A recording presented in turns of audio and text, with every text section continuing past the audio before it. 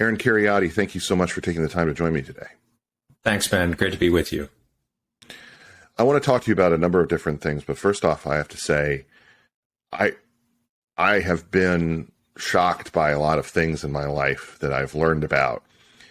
But one of the things that has shocked me the most in recent years is the discovery of the degree to which the government was operating hand in glove with social media companies to try to silence people who are being critical of them.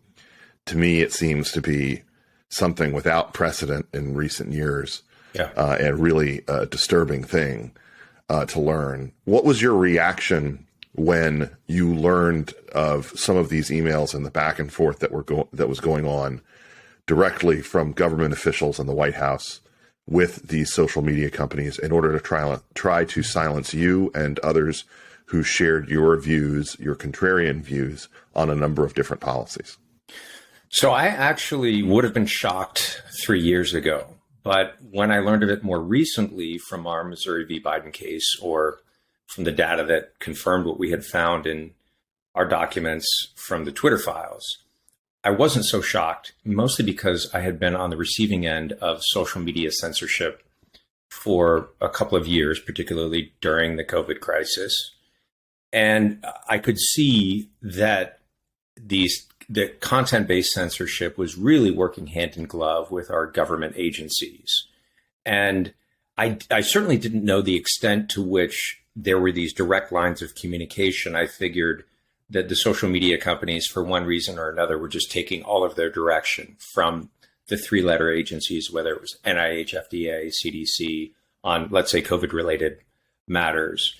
And what we discovered in the documents from our Missouri v. Biden lawsuit, where I'm serving as one of the private plaintiffs, is, in fact, this was very sort of top-down directed from not only those public health agencies, but I think there are at least 17 now different federal agencies implicated in this censorship regime that's been operating behind the scenes, where down to the level of detail of flagging specific posts, let's say on Twitter, or specific accounts, and having an official within the Biden administration, either from the White House or one of those public health or national security agencies, reaching out directly to a high-level executive at Google, YouTube, Facebook, Twitter, and saying, why hasn't this post or why hasn't this individual been removed from your platform? So it was happening at a very finely granular level. It was also clear that the White House and these other government agencies, once we got the documents, were putting very significant pressure on the social media companies. And so the defense that the government wasn't actually censoring, that the social media companies were inviting the government in and their interests just happened to be aligned. I think what we've seen so far in the communications revealed in the Twitter files and in the emails revealed in the Missouri v. Biden case is that, in fact, the government was placing significant pressure on these social media companies, that it was suborning them to become the long arm of its censorship regime. And the other thing that was sort of shocking was both the breadth. I mentioned at least 17 different federal agencies, but also just how routine it had become, that there were so many government actors involved in this, that it seemed that no one thought twice about doing this. No one thought twice about strong arming, about threatening, about, not even just sort of the kind of implicit threats that you thought they might want to use in this sort of couch and euphemistic terms, but saying, people very, very high up, even suggesting, some of the communications suggesting the president of the United States is very, very unhappy with your company right now because this content is being permitted and this content undermines his favored policies. So the extent to which this has become normalized in the in the executive branch of the federal government, that was shocking to me. The fact that it was happening, not so shocking, but the breadth, the depth, the level of detail, the pervasiveness, and the kind of way in which it had become routinized are really quite disturbing. And if we end up prevailing in this lawsuit, I think this will be, if the judgment agrees with what we're alleging, which is that government has been colluding to suppress First Amendment free speech rights with social media companies, this will be the largest, most sort of pervasive free speech violation in United States history. So, whenever you're involved in something, you want to think that it's really big and it's really important and it matters a lot. But just looking back at prior free speech cases and looking back at various judicial precedents in U.S. history, I can't find one that compares to what we're seeing here. And I think this will probably, as a consequence of that, be the first of many such lawsuits that hopefully begin to unpack the inner workings of the censorship regime and the way in which public-private partnerships were formed to collude in this way against the American people. Define for me the biomedical security state. So the biomedical security state is the welding together of three things that used to be more or less distinct. The first is an increasingly militarized public health apparatus. And I can talk more later about the 20-year history of the militarization of our public health apparatus. The second element is the use of digital technologies of surveillance in order to monitor and control and nudge very large populations. And this was made possible really with the advent of the iPhone in 2007. So with COVID, this was the first epidemic or pandemic of the digital age, of the age of the technological device that would allow for public and private actors to minutely monitor the behavior and the movement of large populations. And these two elements, the increasingly militarized public health apparatus and the digital technologies of surveillance and control, are backed up by the third element, which is the police powers of the state. And we saw these things coming together during our response to COVID with things like lockdowns, with not only the mass vaccination campaign and the efforts of, quite frankly, propaganda that were used to push the mass vaccination campaign, but even the coercive policies mandating vaccines, mandating masks in certain public settings. So what we saw during COVID was the biomedical security state sort of manifesting itself for the first time in a large-scale public way. But as I was doing the research for the new abnormal, for my book on this topic, it became clear that there was about a 20-year history of behind-the-scenes development, particularly at the federal level and also to some extent at the global level, that was preparing the way for this. And COVID was sort of the opportunity to roll this out on a mass scale. And what I argue in the book is that even though a lot of these specific policies that I mentioned, that the lockdowns or the mask mandates or the vaccine mandates or vaccine passports, right? An example of that use of digital technologies to surveil and control populations. Even though a lot of these have been rolled back in many jurisdictions. We saw the vaccine mandate for the military sundown, I think just yesterday. Mm-hmm. The infrastructure that made all of these things possible and the legal mechanisms, namely the federal and the state level declared state of emergency that made all of these things possible, those are still in place. And that infrastructure, the biomedical security infrastructure, is just waiting for the next declared public health crisis.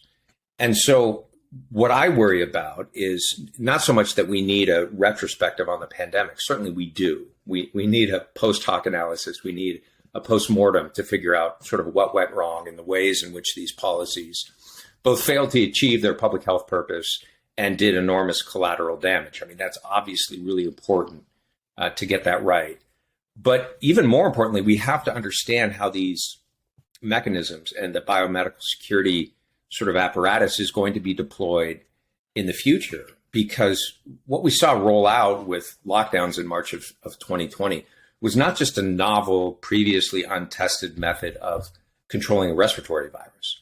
What we saw, I argue, is a novel method of governance, is a new paradigm of governance that will require jumping from one declared crisis to the next in order to maintain emergency powers, in order to advance ends that wouldn't be acceptable or wouldn't even be legal to advance without those declared emergency powers. So if I can interject for just a moment, just to use this story because it's in the news, would that look like basically some kind of massive seizure of power on the part of the federal government to say we are in the midst of a climate emergency and we need to therefore ban gas stoves? Yeah, that's exactly right. In fact, I talk about the story in the book of driving to work on really day one of lockdowns, the first week. And after a couple of weeks noticing, the freeways are clear, the air here in Southern California where I live was clearing up, the smog was dissipating a bit. And it occurred to me in that moment, they're going to propose lockdowns to deal with climate change. So that was back in April of 2020 when that thought first occurred to me. And it wasn't more than a few months later that we started seeing serious proposals from academics at Ivy League universities, from politicians in positions of power around the world, proposing the idea of climate lockdowns. Mm-hmm. And so one of the things that we've seen happening, even starting prior to COVID, was an attempt to reframe various issues as public health issues. And we could talk about climate change in that regard. And just bracket for a moment, your views on climate change and what, if anything, should be done about it.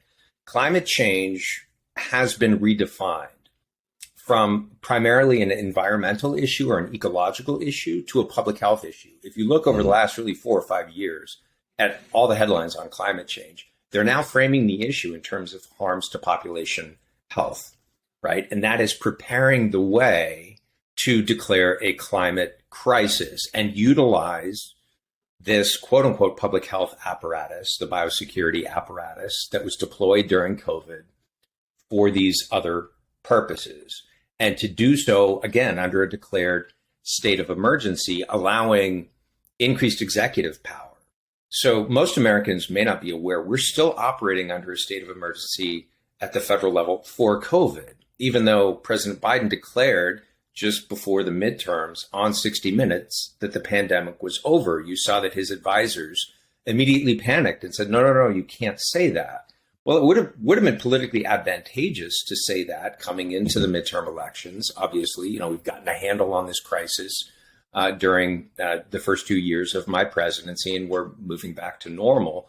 Why did his advisors panic? Well, they knew that if the pandemic was over, then the declared federal emergency would have to be ended, would have to be sundowned. And the president gains 128 additional extra constitutional powers during this declared health emergency, powers that he can delegate to people like Javier Becerra, the Secretary of Health and Human Services, and other unelected bureaucrats in the executive branch. And, as we know from history, once people gain new powers, they're very reluctant to relinquish them. Here in California, where I live, still operating under a statewide state of emergency for COVID. We saw efforts to sort of create monkeypox as a public health threat to everyone, even though it's only a threat to a very small segment of the population engaged in very specific kinds of behaviors. And so whether it's a novel virus or whether it's a previously an issue that was previously not understood to be a health-related issue, now reframed as a public health issue, we're going to see something coming down the pike and efforts to create the next crisis in order to deploy the apparatus that I described previously. And I think what we're seeing now with natural gas stoves is a perfect example of, an attempt to exercise undue control over the minutia of people's lives in order to advance other economic and political ends. Well, just thinking through it, of course, we have to acknowledge the quote about, the bureaucratic agency as being the closest thing on earth to eternal life. But I do think that, you're onto something really important there, because I think people think about this as being about the thing. In other words, like this stove stuff, it's about the stoves. Right. It's not about the stove. That's right. It's about the way that you think of your life and the way that you think of the government's relationship with you. It's the way that you move someone from being a citizen to being a subject. And that, to me, is the really vicious underlying truth about all of these different things. It's you micromanage down to the point where people start to think about the relationship they have with you differently. And so when government tells you to do something, you do it. And when the bureaucrat says, put this on, take this off, lock down, stay home, what have you, that you do it too without even thinking. And, from my perspective, that's the really devious aspect of this. I agree 100%. I mean, yeah, just so. Very, very well put. And what the leadership class is discovering is that health and safety are the most powerful pretext in order to do this. I should say rediscovering, because historically, this is not the first time that a declared public health or safety emergency has been used to augment power or to maintain undue power. So, I mean, a clear historical example of this is Germany in the 1930s. People forget that the Nazis governed for virtually the entirety of their time in power, about 12 years, under Article 38 of the Weimar Constitution, which allowed for, guess what? The suspension of German laws during a time of emergency. And that emergency lasted a very long time. So Hitler's regime never overturned the Weimar Constitution. They just held it in abeyance. They just bracketed it using this legal sort of health and safety pretext in order to do that, this state of exception. And we're seeing the same thing now. And we're also seeing the way in which, we saw during COVID, the way in which this worked psychologically. So back in 2018, if you would have told people, in a year or two, you're going to have to show a QR code on your phone demonstrating that you've done what the government told you to do in order to... Just you saying it makes my skin crawl. Get on a plane, get on a train, go to a restaurant, get back into your own country of origin. And that thing the government told you to do might include injecting a novel gene therapy that you may or may not have wanted, a novel vaccine that you may or may not have wanted. People, Americans would have recoiled in horror and said, "Oh, that sounds dystopian. We're never going to do that." Well, how did that happen so quickly? The lockdowns and the psychological strain of lockdowns and the social isolation and isolating people behind screens such that was their only way to communicate. This took an immense psychological toll on the American people. And people were desperate by the end of 2020 to get back to normal. And they were willing to do just about anything in order to get back to a semblance of normality. And of course, the goalposts for what you had to do to get back to normal, to get your life back and your basic civil liberties, freedom of association, freedom of worship, freedom of speech back, those goalposts kept moving because, again, this was a very useful pretext in order to get people to do what the government wanted them to do. And again, we're sort of out of the woods of a lot of that at this point, but we've had 3 years now of immensely powerful psychological conditioning such that people now are not blinking an eye at the gas stove thing, whereas I think back in 2018, there would have been an outcry. What's going on? Natural gas is one of the cleanest forms of energy. Our natural gas reserves in the United States are very abundant. Why did my gas bill just tripled in California overnight? Just got the bill a couple of days ago. And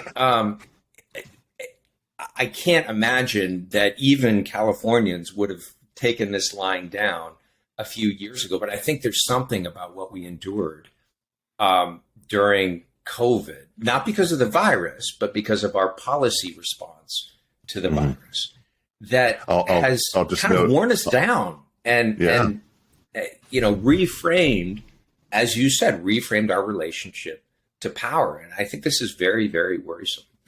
I will just point out that they definitely use gas stoves at the French Laundry.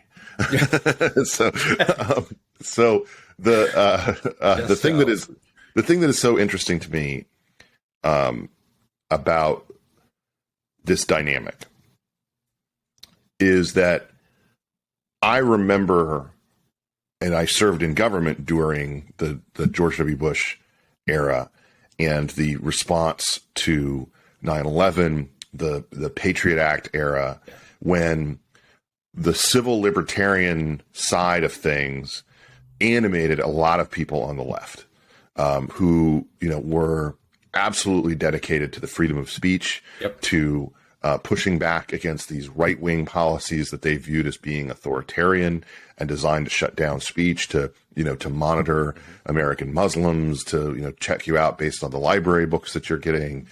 Library books. Remember when those were places that we went that weren't just dominated by homeless people. The thing that is interesting to me about that is that today that entire segment seems to be absent. You still have the Glenn Greenwalds, Matt Taibbi, obviously still very much around. And this was a period of time when you had a lot of people who were on the left joining with some kind of right libertarian types to criticize this government behavior. That pales in comparison to the story that we have learned about in the last several weeks. That has been proven, I should say, in the last several weeks, regarding the White House's behavior and the government's behavior, the alphabet agencies' behavior when it comes to the silencing of speech. And yet, that I don't see that same kind of right-left confluence in terms of the amount of frustration that is out there. I'm sure it does exist. There's some people who are examples of it, but it's much more muted than what we saw in the past. I'd like to hear your thoughts on why that is. So I think you're absolutely right. My thoughts on why that is that kind of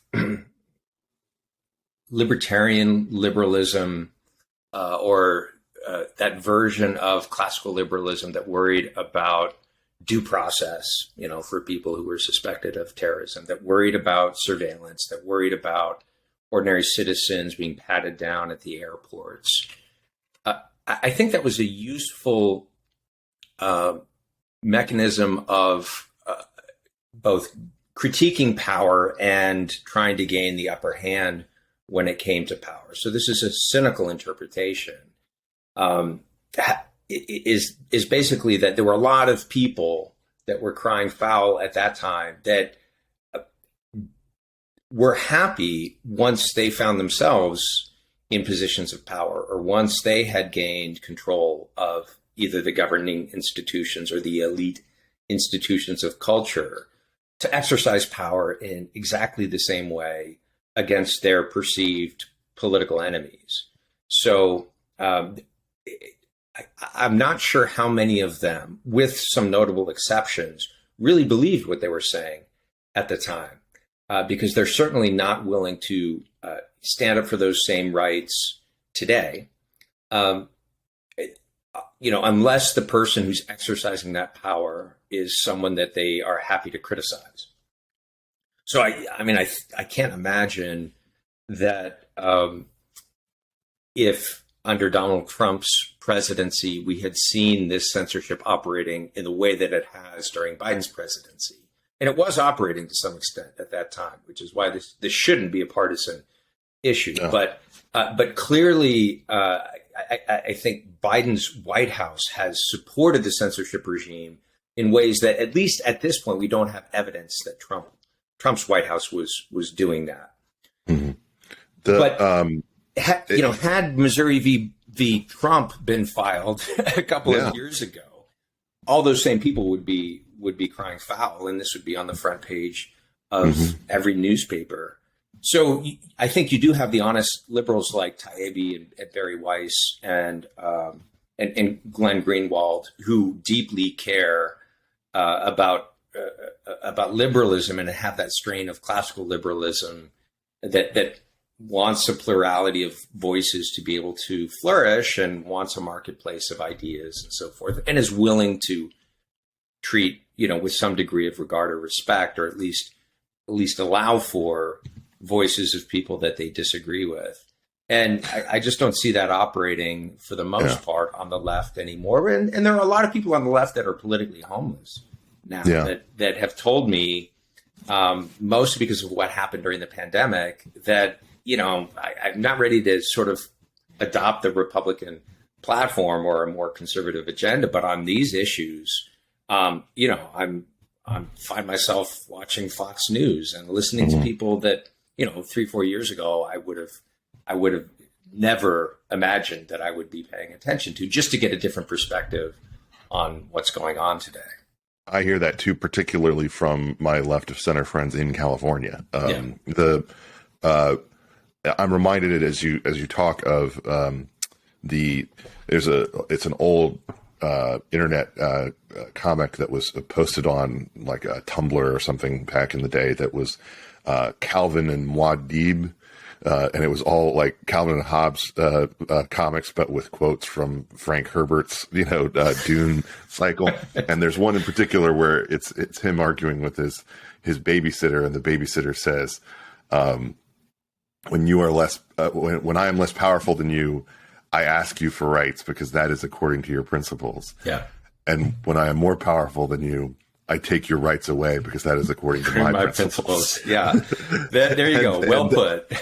And that really does seem like what we've been living through. So my question now is, how do we navigate our way out of this reality? Because we're here. We've realized where we are. Yeah. The scales are off our eyes, or off the eyes, I think, of the people who are paying attention to your experience and to the experience of others like you. But I don't think that a lot of people, and this is something that people do come up and ask me about. In fact, last night, someone came up to me in a restaurant and said, how do we get out of this circumstance where they feel like this is okay and they can just run our lives like this? And get us knocked off any social media platform with the flick of a wrist, because I don't think people have confidence that that's going to be a situation that changes organically. So how do we figure out what's the path? I've been puzzling over this question for 3 years now. It seems to me that in the short term, we have to try to utilize the power of the courts. I don't have a lot of confidence in the courts, but right now, the federal courts, I think, are the only places where you have a chance of finding a fair-minded judge that still, to some extent, believes in the Constitution, or at least has to rule according to precedent that would uphold certain constitutional rights. And it's clear that our constitutional rights have been and continue to be massively violated. So a strategy in the short term of trying to battle in the court in the federal courts to at least hold that ground. First Amendment, freedom of speech, free association, free exercise of religion. I don't think that if the government backs off, the problem of social media censorship is going to stop. I think it'll be really hard to dismantle this censorship regime, and it can reconstitute itself in other forms, and put more intermediaries between the government and the social media companies to sort of mask what's going on. I'm very happy so far with what Elon Musk has done with Twitter. It has opened up that platform to more conversations than you could have there a year ago. But ultimately, I'm not going to place my trust in any of these social media companies to do the right thing. And the efforts to found kind of alternative platforms so far have not taken off. So I believe in human creativity and ingenuity. I believe that I think now is the time to found new institutions that operate differently. decentralized public health institutions, decentralized institutions of medicine, decentralized institutions of media and communication, and to try to push our lawmakers to decentralize some of what has become excessively centralized at the federal level. The NIH should not be controlling 80% of research funding in the United States, because they can control each and every university and each and every researcher who is not going to contradict the favored policy of someone like Anthony Fauci. So we need 50 state institutes of health rather than one. Whether that's a block grant or some other mechanism of trying to decentralize biomedical science funding. I think we need to try to move our public institutions in that direction, and we need to found new private institutions on a more sort of open, decentralized model, and utilize whatever blockchain technologies, things which are above my pay grade and which I don't understand very well, but seem like potentially useful tools for these things. I think we absolutely need to reject central bank digital currencies and digital IDs tied to biometric data, because these two things will tighten the screws on the biomedical security apparatus and make it really, really hard to resist once they're once they're implemented and widely adopted. When you sat down and read through the various evidence, the back and forth emails, the conversations that were happening and going on behind the scenes, what was the one thing that shocked you the most? I mean, many of these federal bureaucrats had this imperious, kind of arrogant tone and stance. I can't believe you people are still, annoying the president with all your free speech. It was really quite repulsive. It was really quite disgusting. I mean, who is this FBI field agent from San Francisco who thinks he should be able to control what ordinary Americans say online? It's just crazy. And I think what's happened with the administrative state and with the deep state, particularly when it comes to our intelligence agencies and our national security agencies, is that they've been operating for decades as a kind of parallel structure of governance. Yep. And these people genuinely believe, this is deep in their DNA, and it gets passed on to the new people, and you get enculturated into that very quickly. They really believe that they're above the elected officials. And they believe that because in many ways they've been allowed to operate that way for decades. Congress can't rein in the CIA. They repeatedly try. They can't rein in the FBI. Every time one of these agencies gets asked for documents, they basically say, well, it's a national security issue, so we're going to redact whatever we want to redact, and we're going to release whatever we want to release. And you senators just, you kind of have to live with that. That's another reason why I think we have to battle in the federal courts. Federal judges have a lot of power. They really do, to subpoena information. They have more power than the Senate has to subpoena certain information. And there's a lot of federal judges, of course, that are deeply compromised and will just be lackeys for the administrative state and won't push for anything. We happen to have a good federal judge, at least looks good so far, in the Missouri v. Biden case, who is allowing us to get answers, allowing us to subpoena people like Anthony Fauci, and actually obtain records that are relevant for the claims that we're making in the case. And it seems to me that, sad to say, Congress seems pretty impotent when it comes to reining in the administrative state. And I think the only power that they have at this point, and they should be willing to exercise it, is the power of the purse. So, they need to just basically refuse to fund some of these agencies until these agencies clean up their act. I don't, and it doesn't seem to me that we have the political will right now to do that. I mean, even if in 2 years the Republicans control the Senate as well as the House, I'm not sure we would have the political will to actually rein in the administrative state. And I think that's deeply worrisome.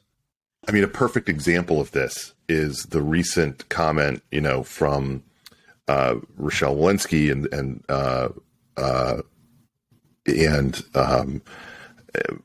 basically representing the CDC and saying that she didn't want, there's a bipartisan push to make the CDC director a politically approved, Senate approved position. Yeah. And she was, whining about that. And Senator Richard Burr from North Carolina, the outgoing senator, was asked about it, I believe by Politico, and his response was tough shit. which is sort of the level of frustration that you would need from the Congress. And just think about how crazy that is, that the CDC director is complaining that their position be Senate approved. No, it's absolutely insane. But again, that is so symptomatic of the attitude that's cultivated within those agencies, that we really don't have to answer to anybody. And it's a kind of weird, oligarchy is not the right word. I'm not sure what the political term for it would be. It's an elitist contempt for, not only for ordinary Americans, but certainly for elected officials and anyone in a position of power that would challenge their authority. I find it contemptible and disgusting, actually. Yeah. So a final question for you, just in terms of what you hope to gain from this Missouri v. Biden case. Obviously you can only do so many things. You have to decide kind of where to direct your time and your effort. Right. And you've directed it toward this. And I, as also an NCLA client who they've won for in the past, certainly appreciate their work on this and the work of others. I'm just curious what you hope this spawns in terms of ramifications beyond just this case, in other areas of concern. I hope this case creates in its wake a trail of similar cases coming at this from various places and from various angles, because every time you have a case that's allowed to go to discovery, you get more information. And as they say, sunlight is the best disinfectant. And what we're seeing and what we're able to obtain, and it is only the tip of the iceberg. What the Twitter files show is only the tip of the iceberg. I mean, the real money is in the algorithms at Twitter. And of course, Twitter is one among many social media companies, and Facebook in many ways is more powerful when it comes to shaping the views of ordinary Americans. I think Twitter is more powerful when it comes to journalism and shaping the view of the chattering classes and the elites. And so the Missouri v. Biden case is really a kind of tip of the iceberg case. And I hope that Americans are horrified enough by what they see that there's a political push for Congress to investigate, and there's a political push for this regime to be meaningfully dismantled. And I'm not sure how you slap down these agencies, because whatever the court rules in this regard, I mean, the executive branch is responsible for enforcing the laws, and it's precisely the law enforcement agencies of the executive branch that have been the most egregious sort of violators of free speech, and they're implicated as defendants. So I'm not clear exactly what the mechanism for enforcing whatever the court rules is going to be, which is, I think, why you would also need Congress to have a keen interest in what's going on here, and perhaps even a president in 2 years that's willing to go to bat and to try to fire some people that need to be fired. People don't like to be fired in Washington. No, they don't. And most of them can't be fired. I mean, you know, the president can only fire the person at the top of most of these agencies at best. And the whole layer of people right underneath, you know, most of the people doing most of the dirty work here can't be fired directly by the president, which is another huge problem that I think has to be dealt with. We need an executive order or legislative type of solution to that issue as well. So what I'm hoping is that this lawsuit can begin to shine some light. And then I think it'll be up to the American people whether they care enough to keep pushing. Because without a political push from ordinary Americans to say this has to stop, nothing's going to happen, regardless of the ruling that we get in this case. I mean, the ruling that we get in this case might help the federal government back off the 4 specific plaintiffs in this case, you know, and stop beating us down on Twitter or whatever.